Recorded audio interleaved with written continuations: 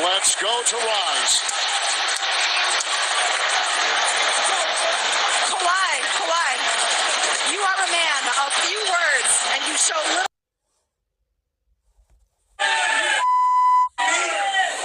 Tobias Harris over me? Philadelphia 76ers. What the hell was that?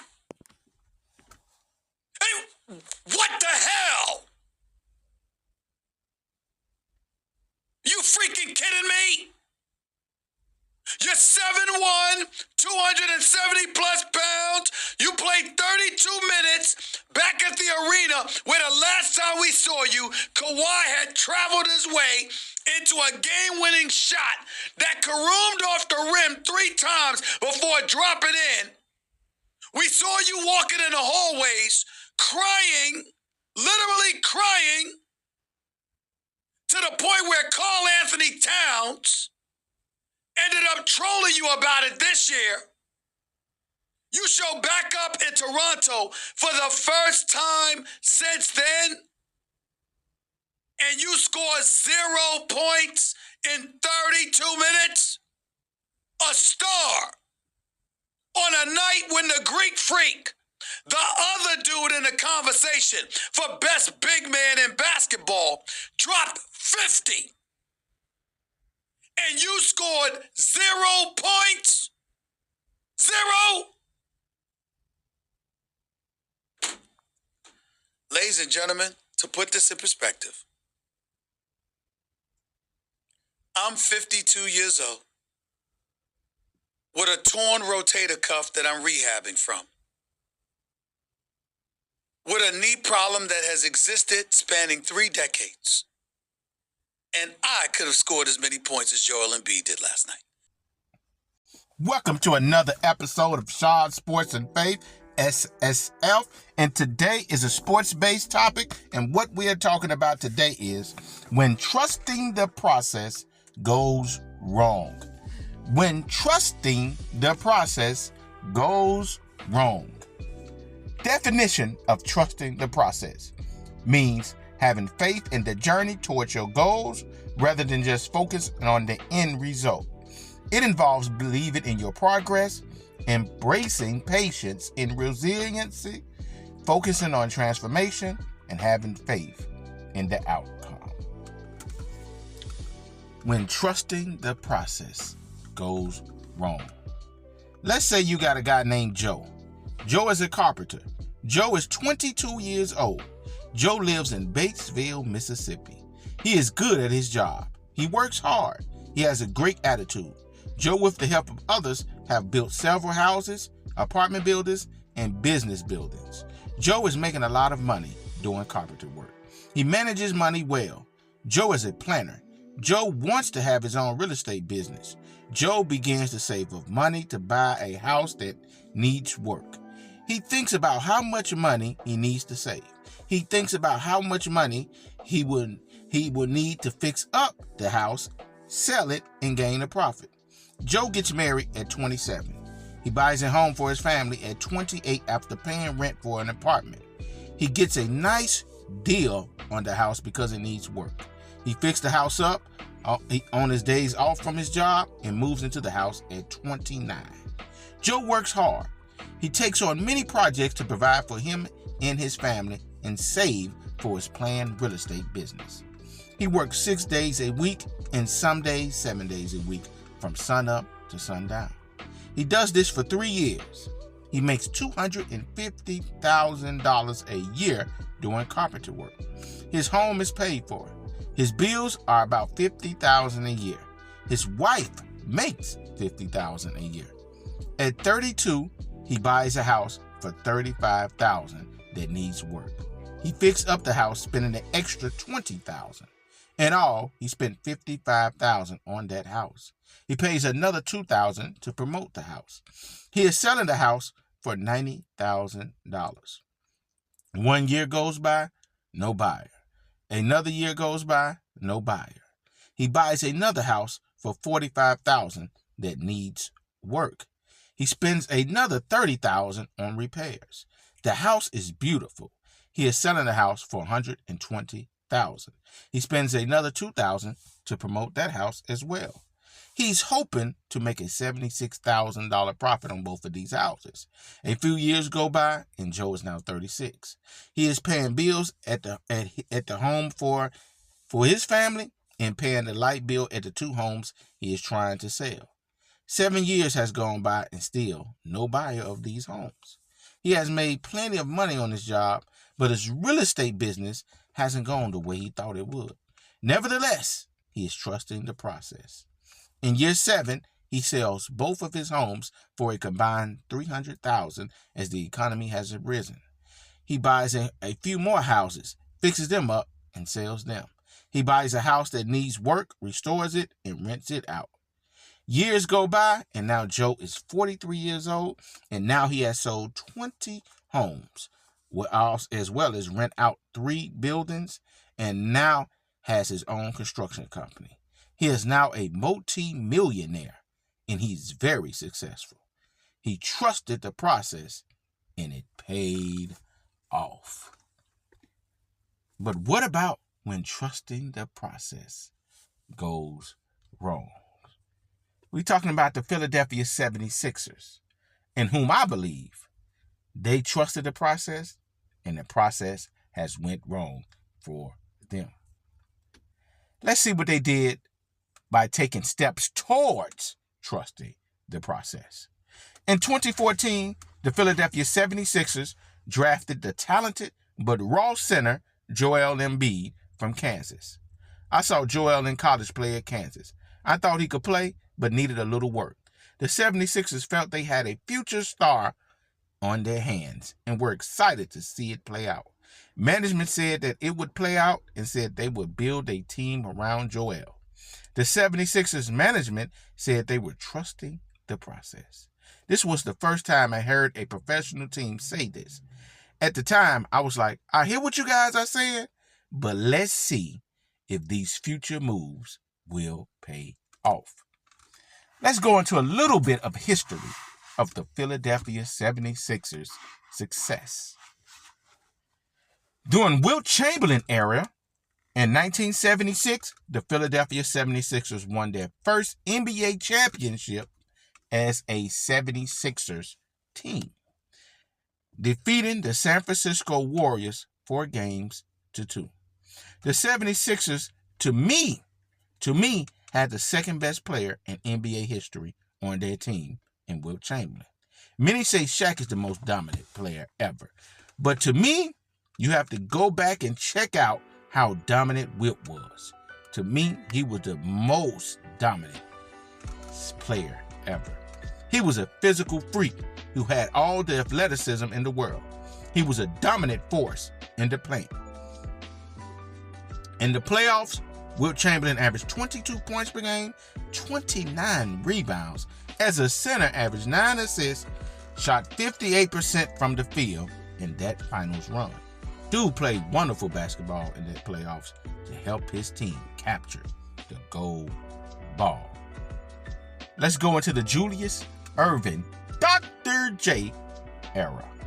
In 1977, the Philadelphia 76ers landed one of the most exciting players to ever put on the NBA uniform in Julius Dr. J. Erving.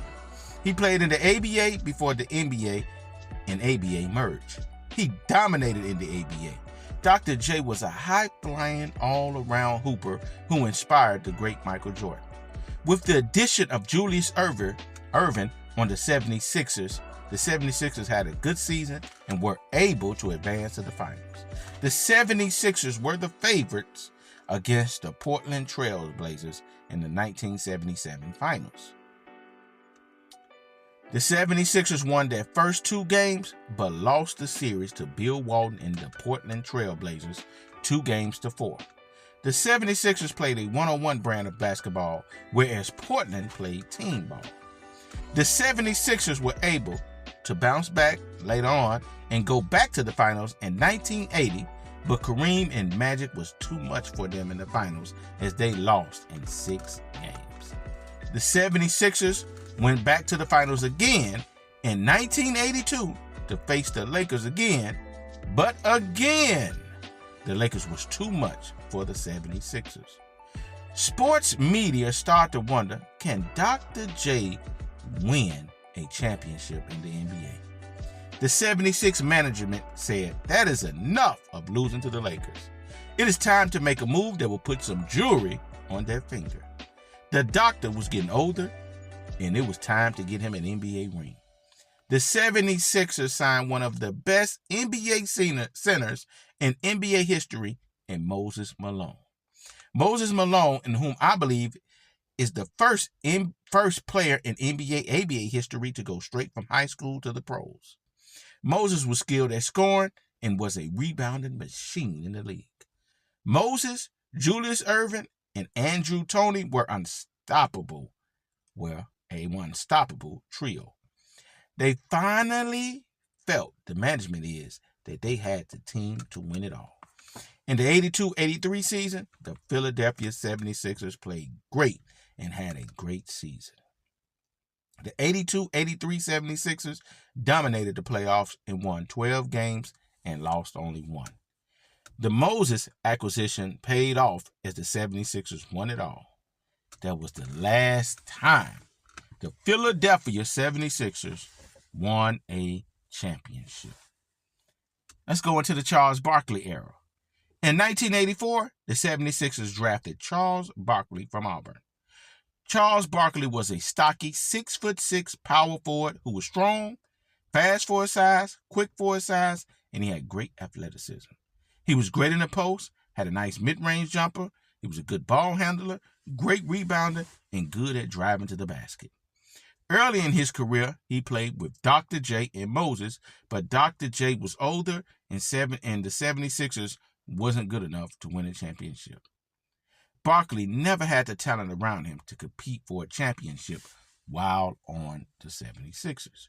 Jordan and Scottie were on the Bulls and dominating at the time. Barkley didn't have a squad to compete with them.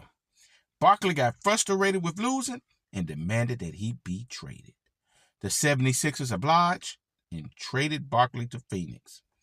The 76ers went on to have losing seasons after losing seasons. The Allen Iverson era. In 1996, after all those losing seasons, the Philadelphia 76ers was awarded the #1 overall draft pick. The Philadelphia 76ers drafted Allen Iverson with the first pick in the draft. Allen Iverson was a 6', 165-pound point guard. Allen Iverson was extremely fast, extremely quick, and had great leaping ability. He had one of the best crossovers in NBA history, although there are some players who called it a travel. He was one of the best at driving to the basket. He was a great finisher, and he was a great mid-range shooter. He could pass, but he didn't like passing too much. He came into the league balling from the jump. The 76ers had another guard they drafted in the first round in the previous year.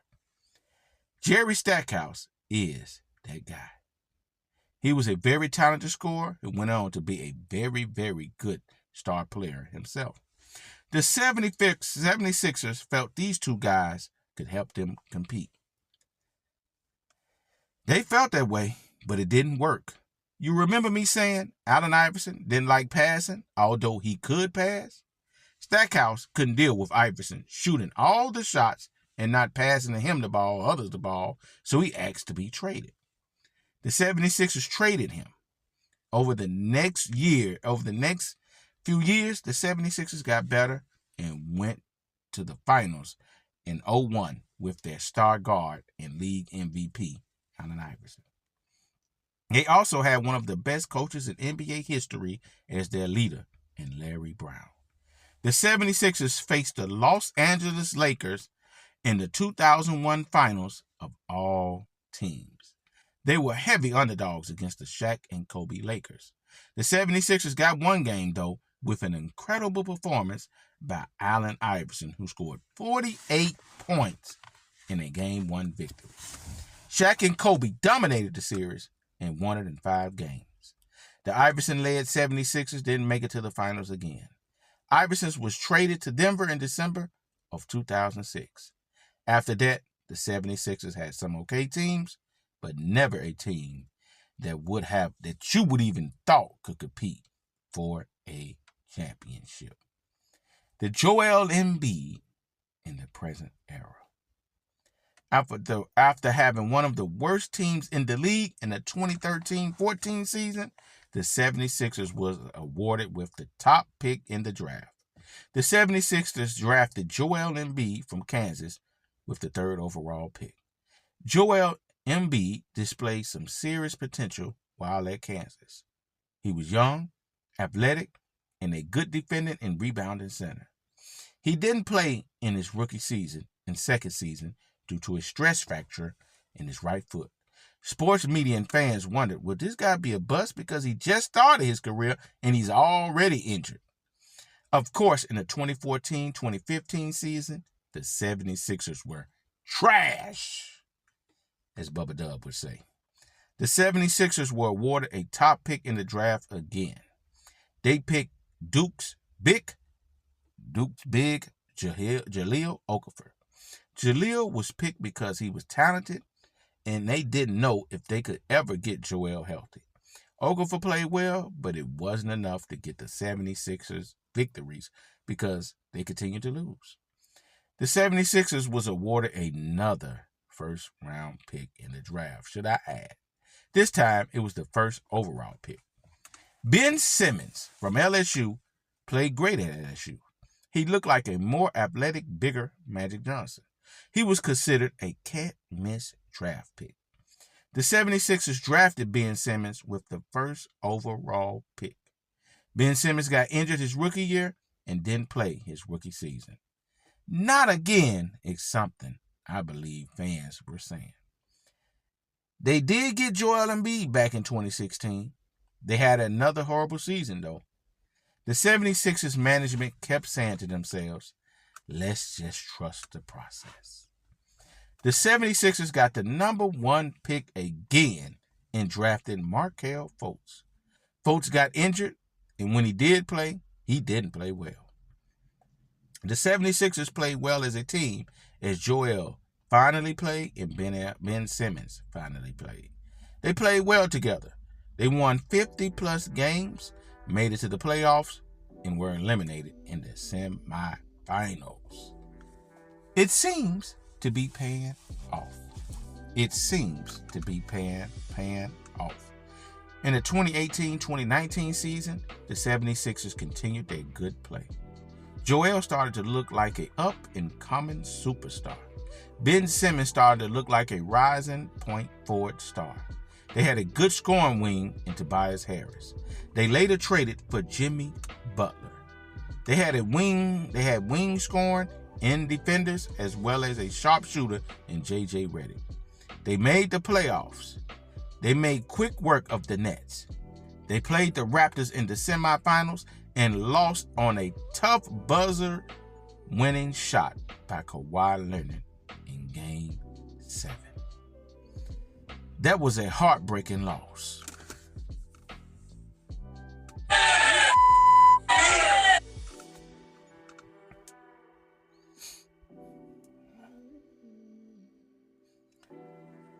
In the 2019-20 season, the 76ers management and Jimmy Butler couldn't see eye to eye. Jimmy Butler left to sign with the Miami Heat. The 76ers still played well, but lost in the first round to the Boston Celtics in 2020. In the first round of the 2020 draft, the 76ers drafted Tyrese Maxey with the 21st overall pick. Maxey is a quick, shifty guard who is a really good scorer. Coach Brett Brown was fired and Doc Rivers was hired. Joel Embiid had another spectacular season. The 76ers made the playoffs in 2021. They lost to the Atlanta Hawks in the semifinals as Ben Simmons seemed to lose confidence as he seemed scared to shoot the ball. The Hawks would play off of him, doubling other guys on the 76ers. Ben Simmons being scared to score the ball hurt the 76ers. Ben Simmons began to be a problem for the 76ers and was traded in a shocking trade to the Brooklyn Nets for James Harden in the 21-22 season. The 76ers played well with James Harden running the point guard and Joel doing his thing in the paint. The 76ers won their normal 50 games and made the playoffs. Sports media wondered, is this the year that the 76ers win it all?